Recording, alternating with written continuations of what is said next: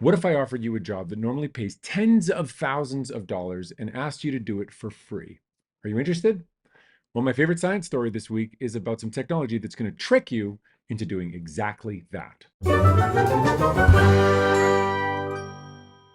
The technology is going to roll out on Samsung phones. It's from a company called Glance, and it involves some Google Gemini technology, some AI technology. And what it basically is going to do is it's going to make lock screen fashion ads with your face in them that sell you clothes.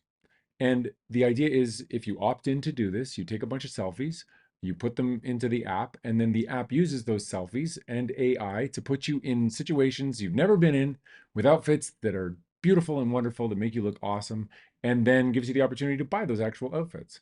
And, back in the day, movie stars had that job. Movie stars wore fashion clothes and they went to photo shoots, and that was what was in the magazines, and that's what you looked at and you said, I want to buy that thing, and then you went and bought it. And the movie star got tons of money to do that, but you would do it for free in this scenario. I'm obviously not crazy about it for a bunch of reasons. I think that this is going to be really effective. I think that probably it's going to sell a lot of clothes, and I think it's going to be uh, especially powerful for young people. I think teens are going to really have a hard time resisting the urge to buy things when they already see their face on them.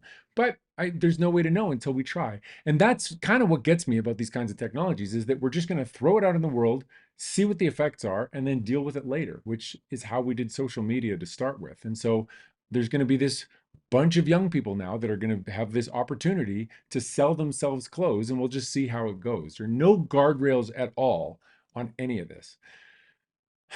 So obviously I'm worked up. I have young kids and I worry about these things. But the other thing about this that I think is kind of interesting, just from like a social studies perspective, is that it used to be that there were celebrities. They were in movies and they were untouchable. And then they were in the ads that sold us stuff and they were still untouchable. And they got really rich and we were just the minions that, went along with our lives and were never part of that. Then with social media, the line between a movie star and a human blurred. All of a sudden we could take, these really beautiful shots of ourselves, pictures, videos, and put them on social media. And sometimes they would go viral. And the line between an actual celebrity and a normal person got blurred. But still, it was the famous people that were in the ads.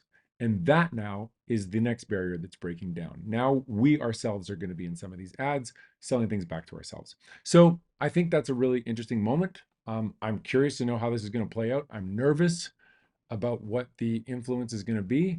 That's why I've chosen it as my science story for this week. I've got 4 other science stories to tell you about. If you want to know about those, the only way to find out is to sign up for The Bat Signal. That's my free weekly newsletter. Just go to followthebatsignal.com. And by the way, go Oilers.